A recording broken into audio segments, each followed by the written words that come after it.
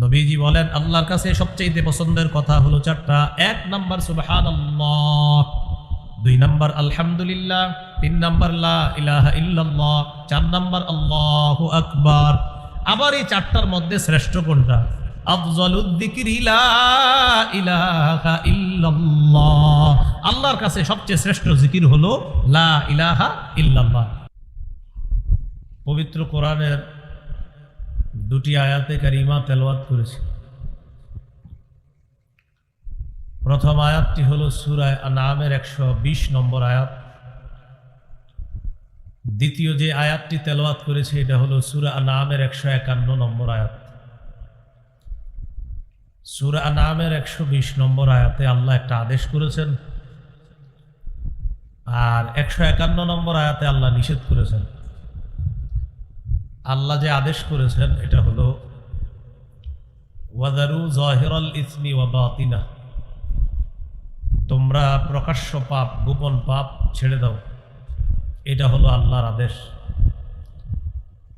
সূরা আনআমের ১৫১ নম্বর আয়াতে আল্লাহ নিষেধ করেছেন ওয়ালা তাকরাবুল ফাওয়াহিশা মা যাহারা মিনহা ওয়া মা বাতান, প্রকাশ্য অশ্লীলতা গোপন অশ্লীলতার কাছেও যেও না। দুই আয়াতের শিক্ষা হলো বর্তমানে যে পাপের মধ্যে আমরা ডুবে আছি এই পাপ ছেড়ে দেওয়া। দ্বিতীয় শিক্ষা হলো নতুন করে পাপের কাছে না যাওয়া। আল্লাহ আমাদেরকে বর্তমান পাপগুলা বর্জন করে নতুন করে কোনো পাপের কাছেও যেন আমরা না যাই। আল্লাহ আমাদেরকে এমন খাঁটি মুমিন হওয়ার তৌফিক দান করেন।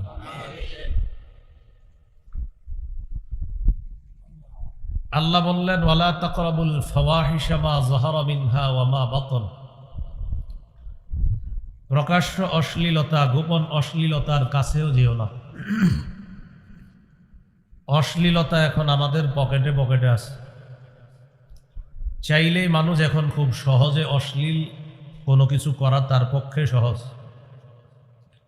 সহিহ বুখারীর বর্ণনা ৬৬১২ নম্বর হাদিস। রাসূলুল্লাহ সাল্লাল্লাহু আলাইহি ওয়াসাল্লাম বলেন ইন্নাল্লাহা কাতাবা আলা ইবনি আদম হাজ্জাহু মিনাজ জিনা আদরাকা যালিকা লা মাহালা, নিশ্চয় আল্লাহ তাআলা আদম সন্তানকে জিনার পরীক্ষা দ্বারা পরীক্ষা করবে। ফাজিনাল আইনি আন নজরু, চোখের জিনা হলো দেখা। এখন একটু নিজেরে পরীক্ষা করবেন। চোখের জিনা দেখা, যাকে সরাসরি দেখা হারাম, তাকে নাটক সিনেমায় দেখা হারাম, ভিডিও কলে দেখাও হারাম। এখন এই যে চোখের গুনাহটা, এটা আমরা কয়জন বাঁচতে পারতেছি? ওয়াজিনাল লিসানাল মানতিক, মুখের জিনা হলো কথা বলা। যার সাথে কথা বলা সরাসরি হারাম, মোবাইলেও তার সাথে কথা বলা হারাম। কিন্তু আপনি চিন্তা করে দেখেন এই গুনাহের মধ্যে কত মানুষ প্রতিনিয়ত জড়িয়ে পড়ছে। ওয়ান্নাফসু তামান্না ওয়া তাশতাহি, অন্তর খারাপ কল্পনা করে, এটা অন্তরের জিনা। কারো ব্যাপারে খারাপ ধারণা করতে থাকে, এটা অন্তরের জিনা। অসংখ্য অগণিত মানুষ এই জাতীয় গুনাহের মধ্যে জড়িয়ে আছে। এখন আপনারা প্রত্যেকেই নিজেরই জিজ্ঞাসা করে দেখবেন গত ১ মাস যাবৎ কয়জন পারছেন নাটক সিনেমা না দেখে থাকতে? কয়জন পেরেছেন মোবাইলে কোনো ধরনের কোনো নারীকে আপনি দেখেন নাই, যাকে দেখা হারাম এরকম কাউকে আপনি গত ১ মাস দেখেন নাই? নিজে নিজেদের প্রশ্ন করেন, জবাব পেয়ে যাবে। সেটা টিকটক হোক, সেটা নাটক হোক, সেটা সিনেমা হোক, সেটা কোনো অ্যাডের মধ্যে হোক, সেটা কোনো মাধ্যমে হোক। এই জন্য আল্লাহ বললেন প্রকাশ্য অশ্লীলতা গোপন অশ্লীলতার কাছেও যেও না। অনেক মানুষ আছে আমাদের সামনে গুনাহ করে না, কিন্তু তিনি পর্দার আড়ালে গুনাহ করে। এরকমও মানুষ পাবেন আপনি। তাদের ব্যাপারে রাসূলুল্লাহ সাল্লাল্লাহু আলাইহি ওয়াসাল্লাম বলেন লাআলামান্না আকওয়ামাম মিন উম্মতি, ইয়াতুনা ইয়াউমাল কিয়ামাতি বিহাসানাতিন আমসালি জিবালি তিহামাতা বাইদা ফায়াজআলুহা আল্লাহু হাবাআম মানসুরা। নবী বলেন, আমার উম্মতের এমন অসংখ্য মানুষ আমি চিনি, জানি, যাদের ব্যাপার, যারা কিয়ামতের ময়দানে তিহামার সাদা পাহাড়ের মতো বিশাল বিশাল পাহাড়ের স্তূপ নিয়ে কিয়ামতের মাঠে উপস্থিত হবে। আল্লাহ তাআলা তাদের এই বিশাল আমল নামাকে বালুর মতো বানায়া দিবে। কিসের মতো? বালু, বালু দেখা যাবে না, বিক্ষিপ্ত ধূলিকণা। ফায়াজআলুহা আল্লাহু হাবাআম মানসুরা। আল্লাহ তাদের এই আমলগুলা অদেখা বিক্ষিপ্ত বালুর মতো বানাবে। এই মুহূর্তে উপরে তাকান, বালু দেখা যাচ্ছে না, কিন্তু এখানে কিছু বালু উঠতেছে এখন, যেটা আমরা দেখতেছি না। যেটা শীতকালে আপনি দেখবেন টিনের ঘর থেকে ছোট্ট একটা ছিদ্র দিয়ে রৌদ্র ঢুকলে ওই রৌদ্রের মধ্যে ছোট্ট ছোট্ট কি জানি উঠতে থাকে। এটা অদেখা বিক্ষিপ্ত বালু, ধূলিকণা। আল্লাহ তাআলা বিশাল বড় বড় আমল এই বিক্ষিপ্ত ধূলিকণার মতো বানায়া দিবে কিয়ামতের মাঠে। সাহাবীরা জিজ্ঞাসা করলেন, হুজুর এরা কারা? ফাকাল রাসূলুল্লাহ সাল্লাল্লাহু আলাইহি ওয়াসাল্লাম, ইন্নাহুম ইখওয়ানুকুম ওয়া মিন জালদাতিকুম ইয়াখুযুনা বিল-লাইলি কামা তাখুযুনা হাত্তা ইযা খালাউ বিমাহারিমিল্লাহ ইনতাহাকুহা। এরা হলো তারা যারা পর্দার আড়ালে কোনো হারামের মধ্যে যখন একা একা হয় তখন তারা ওই হারামের মধ্যে জড়িয়ে পড়ে। মানুষের সামনে তারা গুনাহগুলা করে না, কিন্তু পর্দার আড়ালে অসংখ্য অগণিত পাপের মধ্যে তারা জড়িয়ে পড়ে। আল্লাহ তাদের আমলগুলা কিয়ামতের ময়দানে বিক্ষিপ্ত ধূলিকণার মতো বানায়। তাহলে আজকের দ্বিতীয় শিক্ষাটা কি শিখলাম? নতুন করে প্রকাশ্য গুনাহ করা যাবে না, গোপন গুনাহও করা যাবে না। আল্লাহ আমাদেরকে হেফাজত করেন।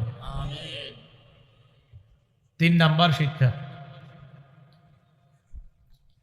কবিরা গুনাহ যারা আজকে এই মুহূর্তে ছেড়ে দিবেন, আল্লাহ তাআলা মায়া করে সগীরা গুনাহ মাফ করে দিবেন। সূরা নিসায় আল্লাহ বলেন, ইন তাজতানিবু কাবাইরা মা তুনহাউনা আনহু নুকাফির আনকুম সাইয়্যাতিকুম। যদি তোমরা কবিরা গুনাহ থেকে বেঁচে থাকো, ছেড়ে দাও, আমি আল্লাহ তোমাদের সগীরা গুনাহগুলো মাফ করে দেব। যদি তোমরা কবিরা গুনাহ থেকে বেঁচে থাকো, কবিরা গুনাহ ছেড়ে দাও, আমি আল্লাহ তোমাদের সগীরা গুনাহ মাফ করে দেব।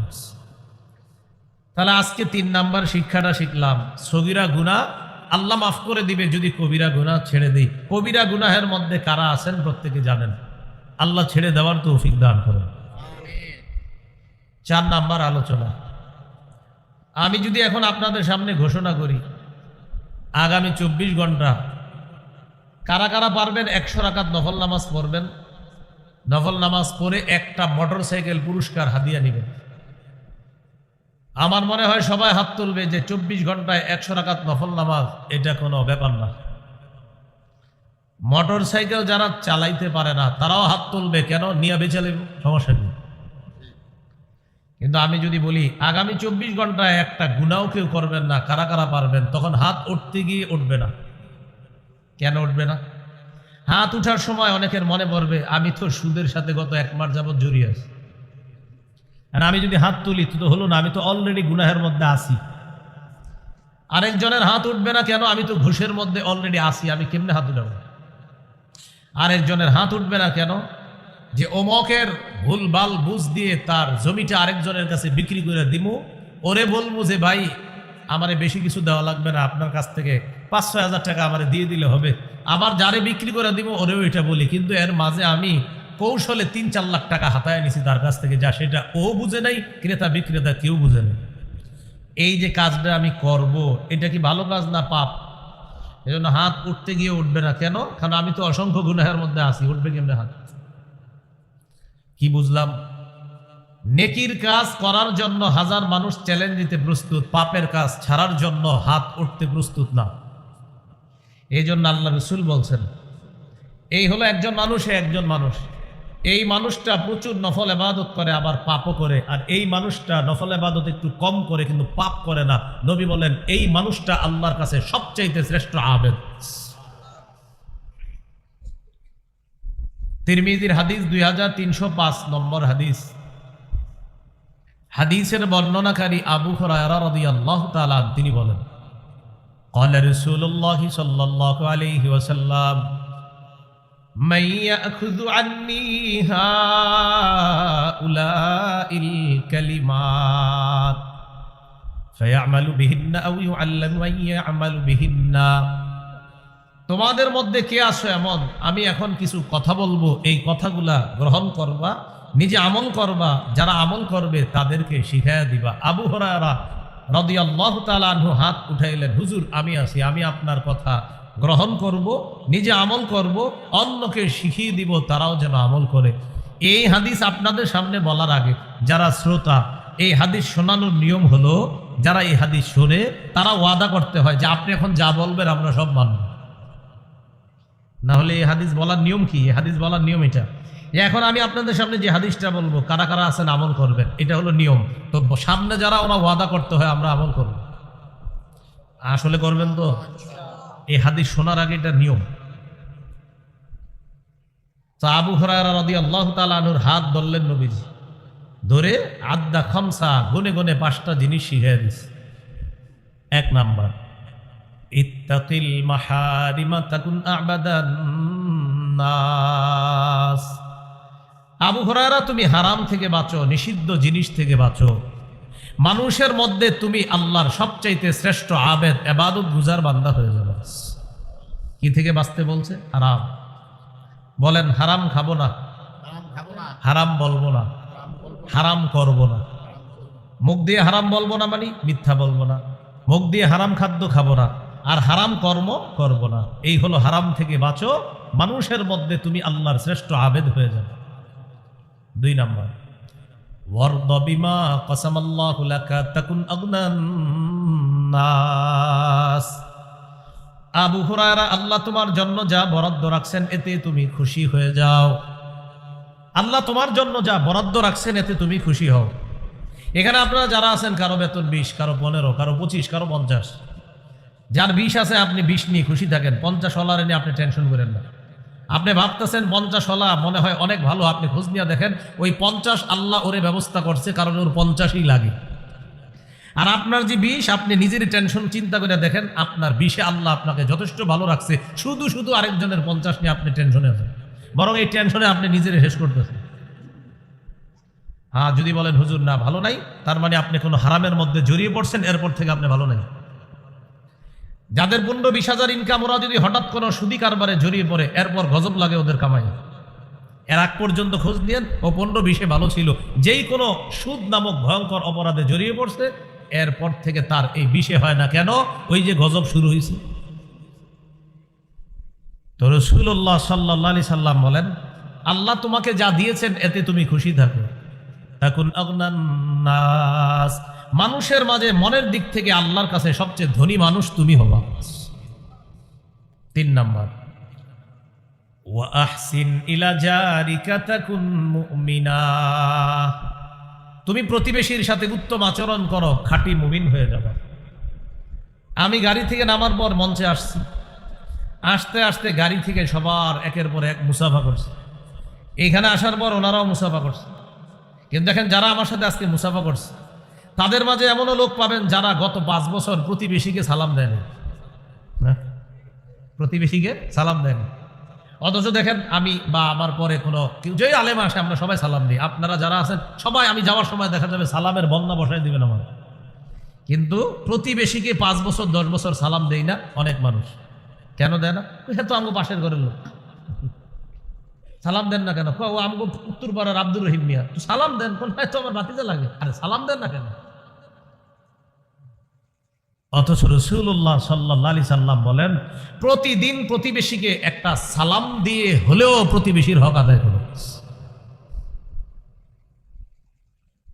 নবী বলেন তুমি খাঁটি মুমিন হয়ে যাবা যদি প্রতিবেশীর সাথে উত্তম আচরণ করো। এই জন্য হাদিসের মধ্যে আছে গোস্ত রান্না করলে ঝোল বাড়ায়া দাও, প্রতিবেশীর নাকে গোস্তের ঝোলের ঘ্রাণ যাবে। গোস্তের ঝোলের ঘ্রাণ এটা এমন এক সুন্দর ঘ্রাণ, যে ঘ্রাণের কারণে প্রতিবেশীরও গোস্ত খাইতে মন চায়। তুমি যদি গোস্ত পাঠাইতে নাও পারো, ঝোল পাঠাইয়া দিও, অন্তত ঝোল ভিজিয়ে যেন ভাত বা রুটি খেতে পারে, যদি গোস্ত না পাঠাইতে পারো। আর যদি বলো না আমি গোস্ত ঝোল পাঠাবো না, আল্লাহর নবী বলে দিলেন তাহলে এমনভাবে রান্না করো যেন তোমার গোস্তের ঝোলের ঘ্রাণ বাহিরে না যায়। রাসূলুল্লাহ সাল্লাল্লাহু আলাইহি সাল্লাম বুঝান, তুমি তোমার প্রতিবেশীর নাকে গোস্তের ঝোলের ঘ্রাণ যাবে আর সে কষ্ট পাবে গোস্ত না খায়া। আমি নবী তো এটা সইতে পারি না, আমার একটা উম্মত গোস্তের ঝোলের ঘ্রাণে কষ্ট পাবে আর সে খাবে না, আমি নবী এটা সহ্য করতে পারতেছি না। তাই গোস্তের ঝোল বাড়াও, অন্তত ঝোল পাঠায় দাও। আব্দুল্লাহ ইবনে ওমর রাদিয়াল্লাহু তাআলা আনহুমার বর্ণনা শুনেন। এক ব্যক্তি ফল কিনে ঘরে আসছে, ফল এই ফল যদি প্রতিবেশীর বাচ্চা দেখার পর ওই ফল আপনি ঘরে নিয়ে গেলেন, নেওয়ার পর আপনি ফল কাইটা আপনার বাচ্চার হাতে দিলেন ফল খাওয়ার জন্য। আপনার বাচ্চা এই ফল নিয়ে দৌড়ে বাহিরে গেছে, যাওয়ার পর প্রতিবেশীর বাচ্চা আপনার বাচ্চার হাতে ফল দেখছে। ওই শিশু সন্তান আপনার শিশু সন্তানের হাতে ফল দেখার পর তার মাথায় আসবে ওর বাবা ফল আনছে, আমার আব্বা আনে নাই। আল্লাহ রসুলের হাদিস প্রমাণ করে আমার কোন উম্মতের শিশু সন্তান তোমার শিশু সন্তানের হাতে ফল দেখে কষ্ট পাবে, আমি নবী তো এটা সইতে পারিনি। তাহলে ফল যেহেতু দেখায় নিছো, তুমি প্রতিবেশীর বাচ্চাকে ফল দাও। আর যদি বলে না দিবা না, তো কালো ব্যাগ দিয়া বা যেমনে পারো ফল ঘরে নাও, যেন প্রতিবেশী বুঝতে না পারে এটার ভিতরে কি আছে। কিন্তু তুমি যখন দেখায় নিছো পাঠাও। ভাই মনে রাখবেন, এগুলো আমরা মানি না। তরমুজটা গরমকালে, প্রচন্ড গরমকাল, আপনি জানেন আপনার পাশের প্রতিবেশী আপনার চেয়ে একটু দুর্বল, পয়সা ঘড়িতে দুর্বল, তরমুজ আপনি দেখায় ঘরে ঢুকছেন গরমকালে। আচ্ছা বলেন তো প্রচন্ড গরমে কি মনে চাবে ওনার? হ্যাঁ, একটু তরমুজ খাইতে। আপনি সুন্দর দেখায় নিছেন, নেওয়ার পর আপনি পাঠান নাই, আল্লাহ রসুল কষ্ট পাচ্ছে বিষয়টা। যদি বলেন আমি কাউকে দিব না, কালো ব্যাগ দিয়ে আপনি তরমুজ ঘরে নেন যেন বুঝতে না পারে এটা কি ফুটবল না তরমুজ। আল্লাহ আমাদেরকে বোঝার তৌফিক দান করে। আপনি আপনার প্রতিবেশীর পাশে বড় বাড়ি তুললেন, 2 তলা 3 তলা। আল্লাহ রসুল সাল্লাল্লাহু আলাইহি সাল্লাম বলেন তুমি যে 2 তলা 3 তলা বাড়ি উঠাইলা, পাশের প্রতিবেশীকে একটু বইলা নিও, হুজুর এটা কেন? আমার জায়গায় আমি বাড়ি উঠাবো। নবীজি বলেন শোনো, তুমি বাড়ি উঠানোর পর এক পাশের বাতাস বন্ধ হবে, আমার উম্মতের বাতাস বন্ধ তুমি করলা, একটু বইলা করবা তো।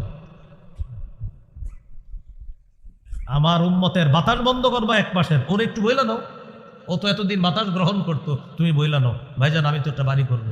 আপনি কিছু মনে করেন না, আমার তো আসলে এই জায়গায় 3-4টা ছেলে, আমার এই ছেলেগুলোর জন্য আমি বাড়ি বানাতে হবে 3-4 তলা, তাই আপনি কষ্ট নিয়েন না। আমি বাড়ি উঠানোর পর আপনার এক পাশের বাতাস বন্ধ হবে, এই কষ্ট দেওয়ার জন্য আমি অগ্রিম আপনার কাছে ক্ষমা প্রার্থী। উনি কি কষ্ট পাবেন আর আরো খুশি হবে? আল্লাহ রসুল আমাদেরকে মুমিন হওয়া শিখাইলেন, তুমি প্রতিবেশীর সাথে উত্তম আচরণ করো, খাঁটি মুমিন হবা। 4 নাম্বার, ওয়া আহিব্বা লিন-নাস মা তুহিব্বু লিনাফসিকা তাকুন মুসলিমা। মানুষের জন্য তুমি তা পছন্দ করো যেটা নিজের জন্য পছন্দ করো, খাঁটি মুসলমান হয়ে যাবা। নিজের জন্য যা পছন্দ করো, মানুষের জন্য তা পছন্দ করো, খাঁটি মুসলমান হবা। একটু মন দিয়ে বুঝেন, আপনি রাস্তা দিয়ে হাঁটতেছেন, এই রাস্তাটা দিয়ে হঠাৎ একটা কলার সিল্কা দেখলেন, আর কলার সিল্কা এমন বিপজ্জনক, এটাতে গাড়িও অ্যাক্সিডেন্ট হয়ে যায়। মানুষ তো অ্যাক্সিডেন্ট হয়, গাড়িও অ্যাক্সিডেন্ট হয় কলার সিল্কায়। তো আপনি ওই কলার সিল্কায় পা লাগার পর আপনি পড়ে গেলেন। এখন আপনি তাকায় দেখলেন এই জায়গায় একটা জানালা খোলা, ও মনে হয় এই বাড়ির লোকেরা কলা খায়া সিল্কাটা ফেলাইছে, এই জন্য আপনি নিয়ত করে ফেললেন কি দাঁড়াও তোমগো বাড়ির মেন গেটে কলার সিল্কাটা রাখবো, সবগুলা পড়ার পর বুঝবো।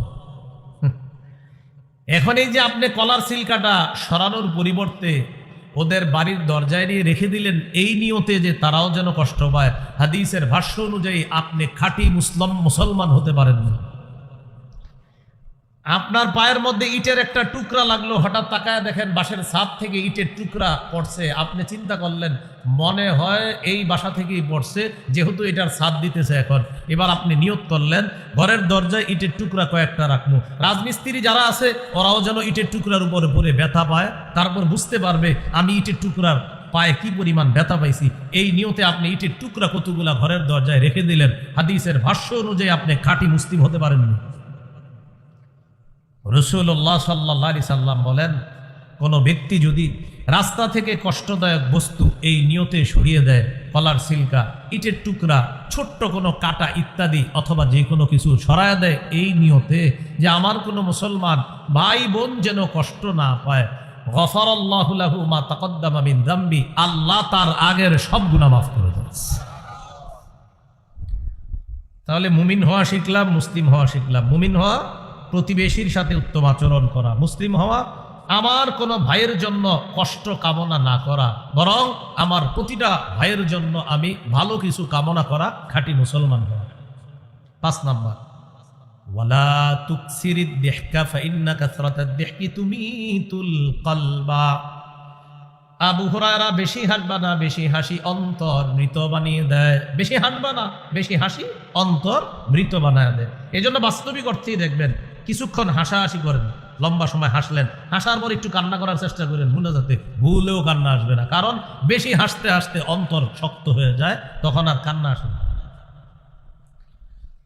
তাহলে আজকে আমাদের 4 নাম্বার শিক্ষা হলো হারাম থেকে বাঁচা। সেটা হলো কি, আমরা অট্টহাসি দিব না, আমরা প্রতিবেশীকে কষ্ট দিব না, আমরা মুসলমানকে কষ্ট দিব না, আমরা আল্লাহর ফয়সালায় সন্তুষ্ট থাকব। এই বিষয়গুলা মেনে নেওয়া, হারামগুলা থেকে বেঁচে থাকা। নবী বলেন তুমি আল্লাহর শ্রেষ্ঠ আবেদ হয়ে যাবে। 5 নাম্বার, এটা আমার সাথে একটু বলেন, তাহলে মনে থাকবে। বলেন, কখনো কোনো পাপ হয়ে গেলে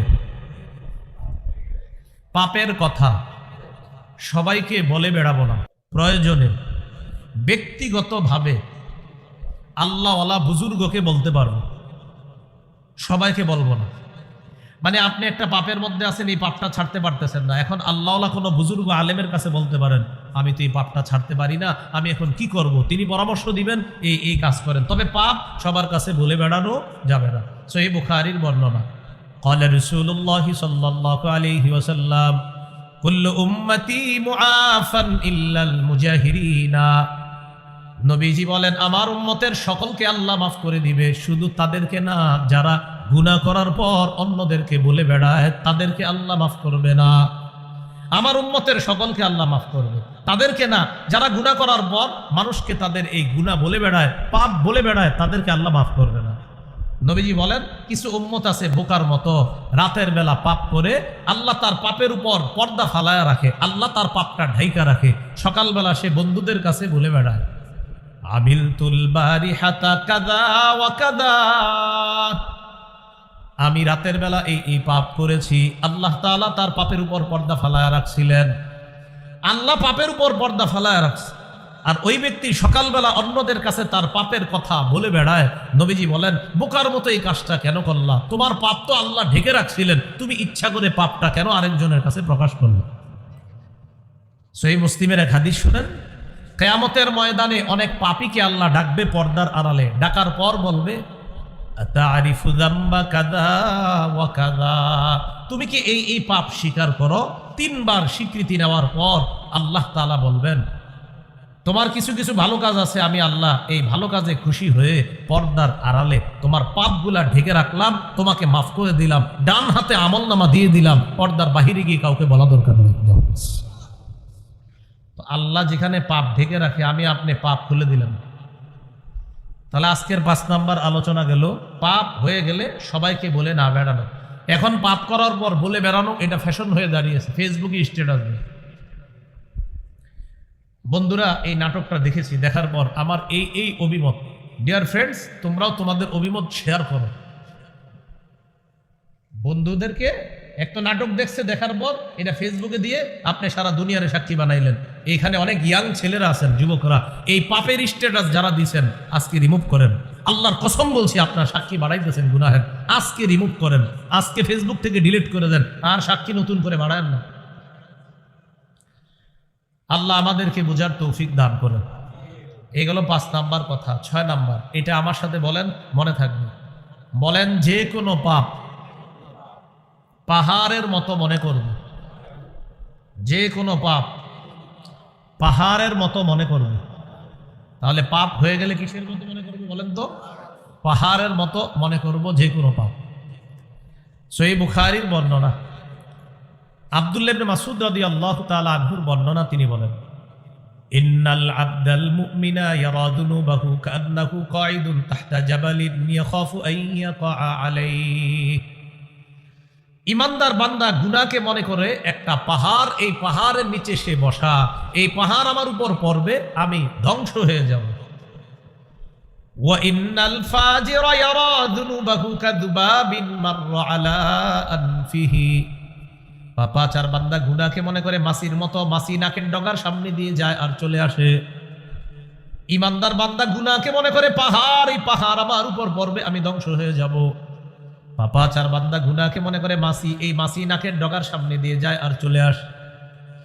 এই জন্য কোনো ইমানদার যার গত 20 বছর নামাজ কাজা হয় নাই, হঠাৎ এক ওয়াক্ত নামাজ কাজা হলে তার মতো টেনশন দুনিয়াতে আর কারো নাই।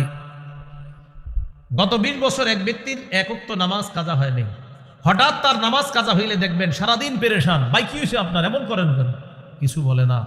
দেখলে মনে হবে তার 4-5 কোটি টাকা লস হয়েছে, কারণ কিছু বলে না। এলাকার ইমাম সাহেব রাতের বেলা চুপি চুপি জিজ্ঞাসা করলো, ভাই আপনার সারাদিন মনটা খারাপ, আপনি তো মাশাআল্লাহ আমাদের সাথে কত হাসি খুশি থাকেন, মন খারাপ কেন?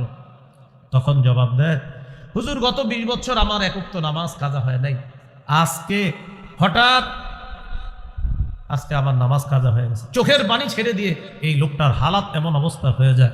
কিন্তু একজন পাপাচার যার জোহরের নামাজ কাজা হয়ে গেছে, ফজর কাজা হয়, আসর কাজা হয়, তাকে জিজ্ঞাসা করবেন, ভাই নামাজ পড়ো নাই কেন? ওই পড়ি নাই। কি কয় শুক্রবারের নামাজ পড়বো, শুক্রবারেও পড়ে না জুমা। কি ভাই নামাজ তো বললেন না জুমাও? আগামী শুক্রবারে পড়বো। পাপাচারের কাছে এক ওয়াক্ত নামাজ পড়া না পড়া কোনো ব্যাপার না। ইমানদারের কাছে এক ওয়াক্ত নামাজ কোনো কারণে কাজা হয়ে যাওয়া মানে এই পুরা দুনিয়াটাও যদি তার ছুটে যাইতো সে এত কষ্ট পাইতো না, কিন্তু এক ওয়াক্ত নামাজ ইমানদারের ছুটে গেলে সে এর চাইতে বেশি কষ্ট পায়। কারণ ইমানদারের কাছে এক ওয়াক্ত নামাজের মূল্য গোটা দুনিয়ার চেয়ে আরো বেশি। কিন্তু আপনি কোনো পাপাচার নামাজ পড়ে না, পরে ডেলি দাওয়াত দেন, ও কি বলে আপনার খালি কালকে, পরে বলে কি শুক্রবারেও পড়ে না। কি ভাই বললা না? আগামী জুমা, মানে ব্যাপার না। এই মিয়া তুমি বারবার নামাজ পড়বা, বলো বড় রাখা, তো পড়ি নাই। কয় যে বারবার বলো, বলছি তো কি হয়েছে? মানে ওনার কাছে নামাজ পড়া না পড়া মাসির মতো। কি হয়েছে? আমি পড়ি নাই। একজন ইমানদারের কাছে এক ওয়াক্ত নামাজ কাজা হয়ে যাওয়া এটা মনে হবে পাহাড়, এই পাহাড় আমারে ধ্বংস করবে। তাহলে 6 নাম্বার কথা, গুনাহকে মনে করা পাহাড়ের মতো, এটা ইমানদারের কাজ। আর পাপাচারের কাজ, গুনাহকে সে মনে করে মাসির মতো, এটা কোনো ব্যাপার না। আজকে থেকে আমরা যে কোনো পাপকে মনে করব পাহাড়ের মতো। আল্লাহ আমাদেরকে এই মানসিকতা লালন করার তৌফিক দান করেন। 7 নাম্বার কথা, হাসান বসরি রহমতুল্লাহি আলাইহি বলেন, মা আবাদাল আবিদুনা বিশাইইন আফযালা মিন তারকি মা নাহাকুমুল্লাহু আন। হাসান বসরি রহমতুল্লাহি আলাইহি বলেন, এই পৃথিবীর মধ্যে কোনো আল্লাহর ওলিকে যদি তোমরা দেখো, একজন আল্লাহর ওলির জীবনের সবচাইতে বড় ইবাদত কোনটা? তোমাদের মনে হবে তাহাজ্জুদ নামাজ, তোমাদের মনে হবে নফল নামাজ। হাসান বসরি বলেন, একজন আল্লাহর ওলির জীবনের সবচাইতে শ্রেষ্ঠ ইবাদত হলো গুনাহ না করা, হারাম কাজ না করা। আল্লাহর ওলির জীবনের সবচাইতে বড় ইবাদত, আল্লাহর ওলির জীবনের সবচেয়ে বড় ইবাদত গুনাহ না করা। হুজুর হাফিজ হুজুরের বড় ইবাদত কি? গুনাহ না করা। বড় পীর আব্দুল কাদের জিলানী, উনি এত বড় পীর, উনি তাহাজ্জুদ নফল বেশি পড়তো। হ্যাঁ পড়তো, তাহলে এর চেয়ে বড় আর কোন ইবাদত আছে কি? গুনাহ না করা। তাহলে বলেন তো, আল্লাহর ওলিদের জীবনের শ্রেষ্ঠ ইবাদত কি? গুনাহ না করা। আল্লাহর ওলিদের জীবনের শ্রেষ্ঠ ইবাদত হলো গুনাহ না করা। এই হলো আজকের আলোচনার প্রথম অংশ। আজকের আলোচনার দ্বিতীয় অংশটা মন দিয়ে শোনেন, পাপ থেকে বাঁচবো কিভাবে। পাপ থেকে বাঁচার 12টা উপায় আপনাদের সামনে আলোচনা করি, একটু মন দিয়ে শোনেন। 12টা উপায়। পাপ থেকে বাঁচার 1 নাম্বার উপায়, আখিরাতের ফিকির তৈরি করা। কিসের তৈরি করা? আখিরাতের ফিকির তৈরি করা। অন্তরে আখিরাতের ফিকির তৈরি করা পাপ থেকে বাঁচার 1 নাম্বার উপায়। আখিরাতের ফিকির কিভাবে তৈরি করবেন? একটু আমার দিকে সবাই তাকান, দেখেন আখিরাতের ফিকির কিছুক্ষণের জন্য তৈরি করি। আমার ঘড়িতে এই মুহূর্তে 11টা 4 বাজে। এমনও হতে পারে আগামীকাল 11টা 4-এ আমি দুনিয়াতে থাকবো না। আচ্ছা, আমি যদি আগামীকাল 11টা 4-এ দুনিয়াতে না থাকি, কোথায় থাকবো? কবরে। আমার আত্মীয় স্বজন আমারে কবরে রেখে আসবে। হ্যাঁ, তারা সত্যি রেখে আসবে। তারপর কি হবে? আমারে প্রশ্ন করবে 3টা, উত্তর দিতে পারলে কি হবে? কবর জান্নাতের টুকরা হবে, না পারলে জাহান্নামের অংশ হবে। সত্যি। হ্যাঁ, তাহলে আগামীকাল 11টা 4টায় আমি 11টা 4-এ যদি আমি কবরে থাকি, আমার সাথে কি যাবে? কি যাবে? নবী বলেন যদি আমল ভালো করে থাকো আমল যাবে। তো আমি সারা জীবন যে সম্পদ কামাই করলাম সেটা নবী বলেন ওয়ারিশরা পাবে। সাহাবীদেরকে প্রশ্ন করলেন তোমাদের কাছে সম্পদ দাম কোনটা, ওয়ারিশের সম্পদ না তোমার সম্পদ? সাহাবীরা বললেন হুজুর আমাদের সম্পদ আমাদের কাছে দামি ওয়ারিশের সম্পদের চাইতে, কারণ আমাদের সম্পদ ওয়ারিশরা পাবে মরার পর, এই জন্য আমাদেরটা আমাদের কাছে বেশি দামি। নবীজি বললেন ঠিক তো? কয় হ্যাঁ।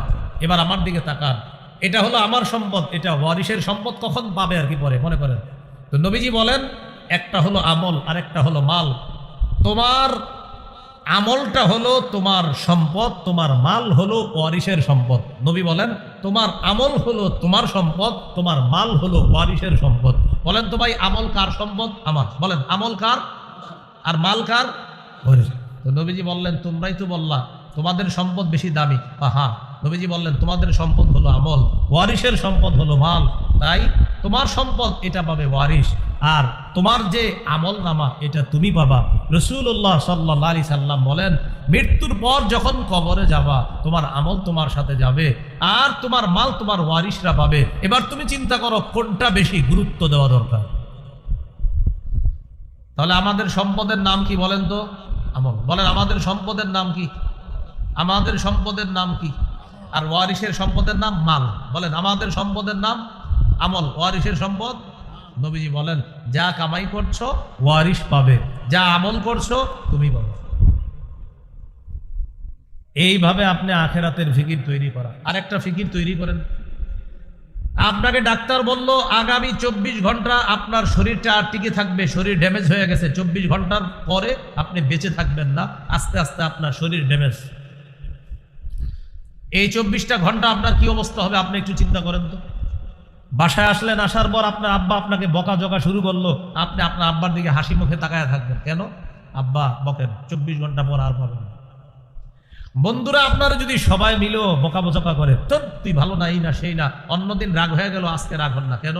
কারণ আপনার মাথায় টেনশন হলো তোরা আর কতক্ষণ আমার এইগুলা বলবি বল।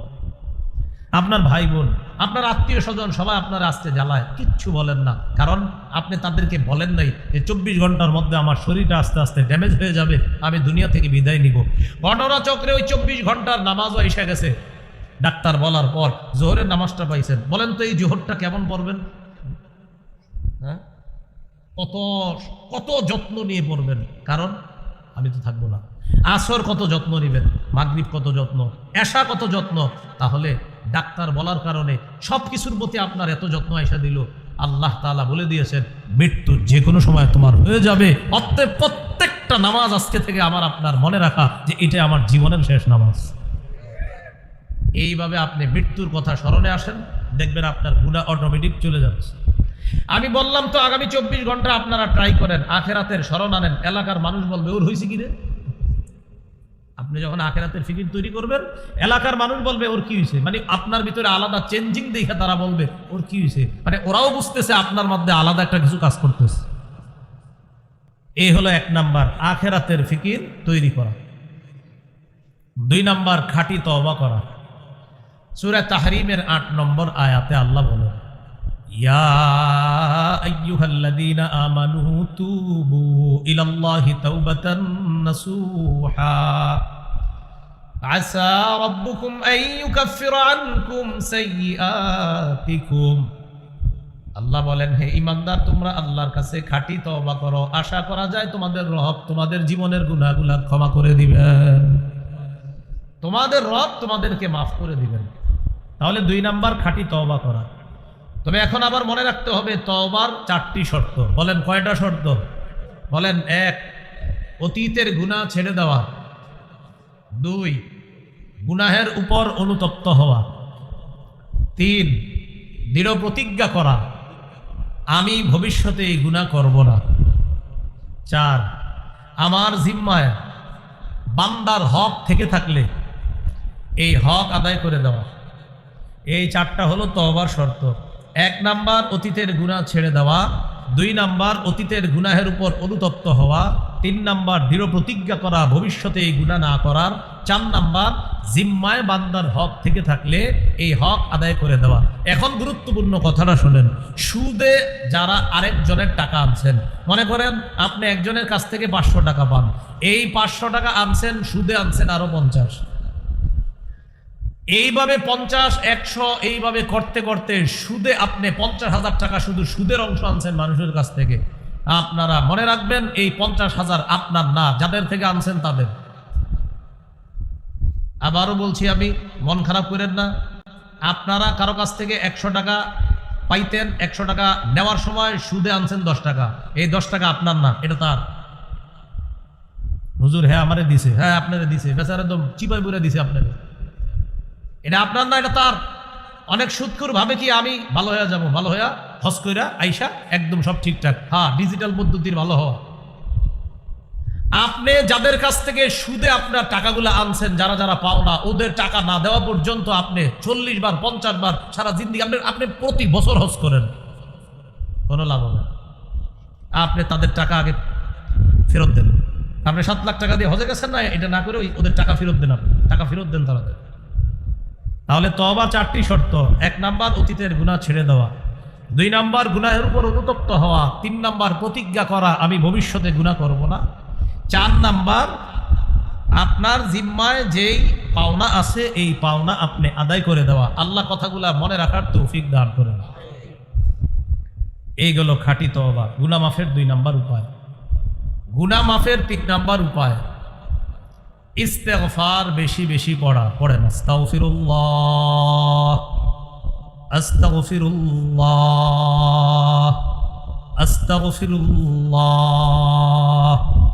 আমরা যারা এখন 3 বার আস্তাগফিরুল্লাহ বললাম, বিশ্বাস করেন এই 3 বারই আমাদের কিছু কিছু গুনাহ ঝরে গেছে।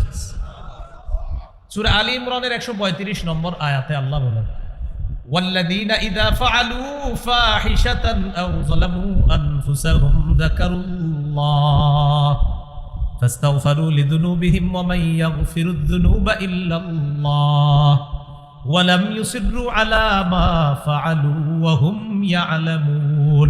যাদের গুনাহ হয়ে যায় সাথে সাথে আল্লাহকে স্মরণ করে, সাথে সাথে ক্ষমা প্রার্থনা করে, আল্লাহ বড় পাপ করে ফেলছি, আল্লাহ তুমি মাফ করে দাও। 4 নাম্বার জেনে বুঝে ভবিষ্যতে এই গুনাহ আর করে না। আবার বলছে 1 নাম্বার গুনাহ হয়ে গেছে, 2 নাম্বার আল্লাহকে স্মরণ করছে, 3 নাম্বার আল্লাহর কাছে ক্ষমা চায়, 4 নাম্বার জেনে বুঝে ভবিষ্যতে আর এই গুনাহ করে না। আল্লাহ বলেন তোমাকে আমি আল্লাহ মাফ করবো না, তো করবে কে? আমি আল্লাহ মাফ করব। এক হাদিসের মধ্যে আসছে, কোন বান্দা গুনাহ করার পর যখন আল্লাহকে বলে আল্লাহ আমাকে মাফ করেন, তখন আল্লাহ ফেরেশতাদেরকে বলে, ও ফেরেশতারা, ও পাপ করছে, করার পর আলিমা আন্না লাহু রব্বা, ও এটা জানে ওর একজন রব আছে, ইয়াগফিরুয যামবা, যে রব তাকে মাফ করে দেয়। এই জন্য আমি আল্লাহর কাছে ক্ষমা চাইছে, কারণ ওর বিশ্বাস আমি আল্লাহ ওকে মাফ করে দিব। ফেরেশতারা সাক্ষী থাকো, আমি ওকে মাফ করে দিলাম। তাহলে গুনাহ মাফের 3 নাম্বার উপায় ইস্তেগফার পড়া। কি পড়া? ইস্তেগফার। আল্লাহ আমল করার তৌফিক দান করে। ইস্তেগফার সারাক্ষণ বলবেন, অজু থাকলেও পড়তে পারবেন, না থাকলেও পড়তে পারবেন, বাসে, ট্রেনে, লঞ্চে, বিমানে, হেলিকপ্টারে, যেখানে থাকেন ইস্তেগফার পড়েন। যাদের টাকা পয়সার অভাব ইস্তেগফার করেন, যাদের বৃষ্টি প্রয়োজন ইস্তেগফার করেন, যাদের ক্ষেত খামার প্রয়োজন ইস্তেগফার করেন, যাদের ক্ষেতে পানির প্রয়োজন ইস্তেগফার করেন। আল্লাহ তাআলা সবগুলো বলছে, শুধু ইস্তেগফারের কারণে এই জাতীয় পুরস্কার আল্লাহ দান করবেন। দম্পতির সন্তান হয় না, ইয়াকিনের সাথে ইস্তেগফারের আমল করতে বলেন, আল্লাহ সন্তান দান।